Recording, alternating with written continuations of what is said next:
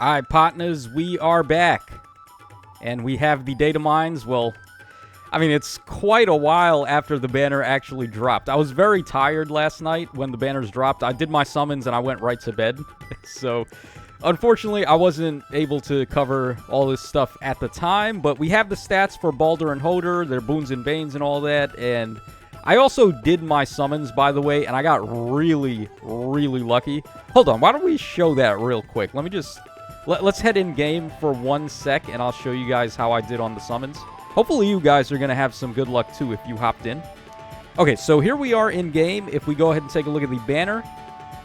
Okay, so I did 20 summons. I did half of a spark, essentially, and I got both of them. And I was obviously very happy about that. Now, I was sniping red.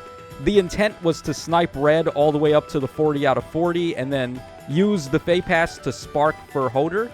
Because I actually need a lot of the units on the red pool. I could use more copies of Elm to get some higher score in Astra Season. And then I ended up getting a lot of merges on Ira on the Duo Marth banner. So I would have not minded copies of them.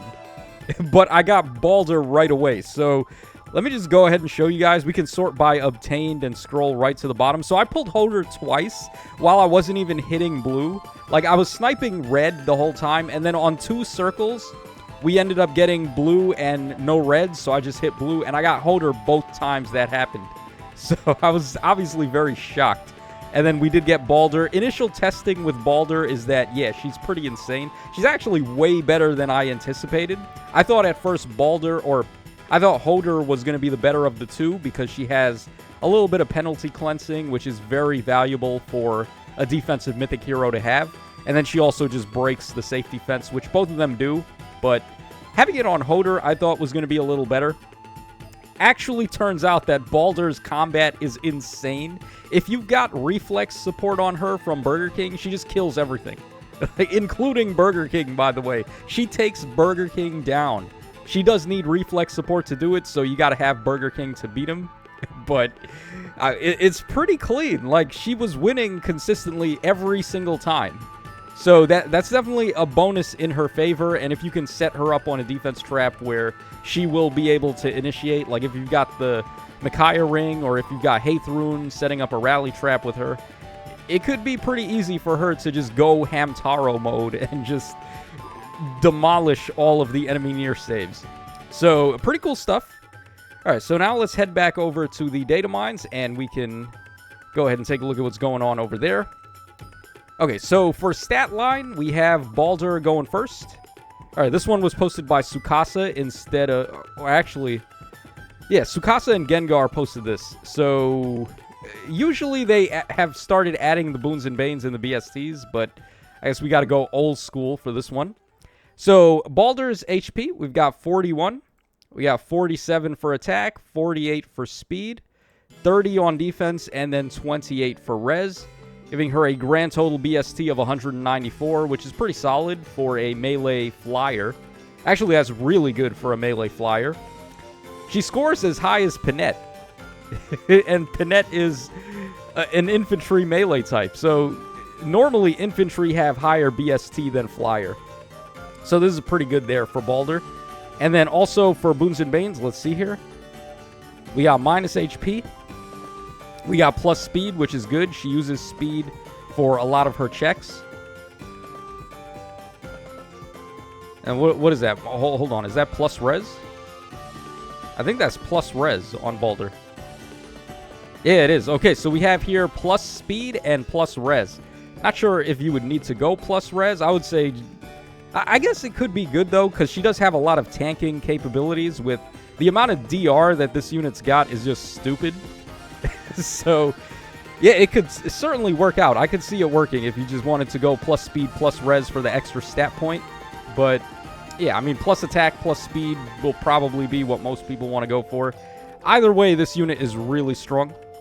All right, and then we have Hoder up next, so let's take a look at her stat line. So we got 39 HP. We got 48 attack, 32 speed, 21 defense, and then 49 res. All right, that gives her 189 for her BST, less than Cyril, RIP.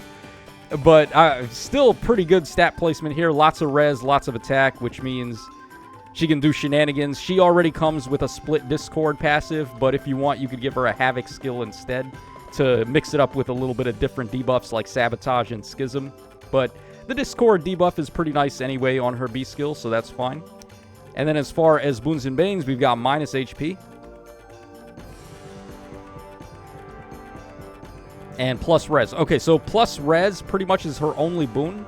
Would have liked to see plus attack on her. Now, it's also really good that she's a range type unit for a defense team, because oftentimes I don't really find too many units I want to give the Lin Ring to on defense, because a lot of the units I end up running are just melee types. But if you were to give her the Lin Ring, then she could also become an offensive threat on top of all the other stuff that she's doing. So I haven't had as much time to test out Hoder yet, because of course she's an Anima season hero, and right now we're in Dark season. But I mean, initial thoughts was that she was better than Baldr from what I saw on the banner. And then in practice, Baldr actually won me over with her combat. So yeah, both of these units are spectacular. Let's go ahead and take a look at their artwork now. So here is Baldr. We've seen her artwork before, but we'll just take a look at it again because it is pretty good artwork. All right, there is the attacking artwork from her. And then we got the special attack there. Her hair is kind of crazy, right? She's got like... What even is her hair? Her hair doesn't make sense to me. Her hair... It's like Maribel hair, except way longer.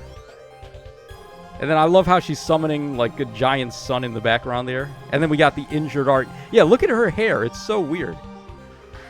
But I guess most people are going to be looking elsewhere. Not so much at her hair. Okay, so there is the artwork from her, and then we can also go ahead and take a look at her kit real quick. So her weapon's very good, obviously. She can potentially get 100% of her speed as non-pierceable DR if the enemies are not a blue-type opponent, which that's most of the game, right?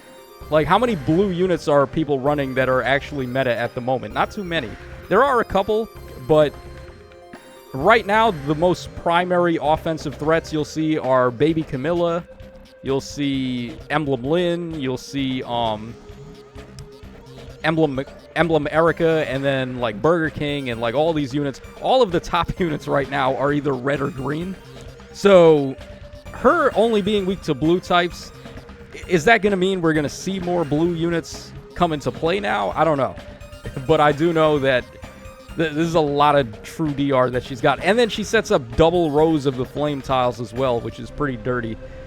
It doesn't really apply too much that she's a defense hero, because the flame tiles can be good for defensive units, but I'm not sure if she's going to really be able to make full advantage of this. This is more so a thing that Gale Force teams can abuse, because they can make it harder for the ranged units to chase. But still pretty good that she has it. And then, of course, she's got Celestial Form. This is a really good special, actually, and it is inheritable. So you can give this to melee flyers, including Beast and Dragon types. So I would imagine most people are going to want to give this to Baby Camilla. She's like the first unit that would come to mind for melee flyers that would want to use a true DR type of skill there. And then it also activates based on terrain, too. And what does Camilla do? She sets up terrain. So it's like the perfect special to give to Baby Camilla. All right, then she also has Blue Skies, which is great. Justice Enforcer, which lets her break the safety fence. And then she sets up Exposure as well. She also does this, too. On her weapon, she flips the enemy's bonuses into penalties without it counting as panic. So units that nullify panic don't nullify this, so they still get wrecked regardless, which is really dirty. I can't believe that she has like this much debuff potential. She has this, and then she also has Exposure all the way down here, which is really good, obviously. And then, of course, she's got Potent 100. So if you were to give her the Erica ring and she's hitting 5 times, I don't think anything really lives against that. So a really good player phase unit. It's just that we can't use her on offense teams because she's a defensive hero. Unless it's Chaos Season. But, yeah, this is the type of firepower we needed, but we also need one of these for offense, too. And then she comes with Hold Guide, which is just a great fodder skill. It's basically aerial maneuvers combined with Guidance 4 with no movement type restrictions on the Guidance 4 portion. And then you still get rain debuffs. So, yeah, very good passive there. And then for Hoder, we can take a look at her art. I do like Hoder a little bit more than Baldr. Her design just appeals to me a little bit more. I also like her big gun there. Yeah, guns in my Fire Emblem. Who would have thought? And then she's got, like, the wings, too. The cybernetic wings. She looks really cool, actually. Like, the more I think about it, Hoder actually has an awesome design. And then you gotta love the hair flying up a little bit when she starts charging her gun there. Alright, and then the injured artwork from Hoder. Yeah, so I was surprised at the comments I had on the trailer breakdown. A lot of people were in the same camp as me, that they like Hoder more than Baldr. So that's what's up, man. I like both of them, but I definitely like Hoder a lot more. So there we go for her artwork, and then her passives weren't as insane as Baldr's overall, because she has Ice Wall, which, while good, we've already seen it before.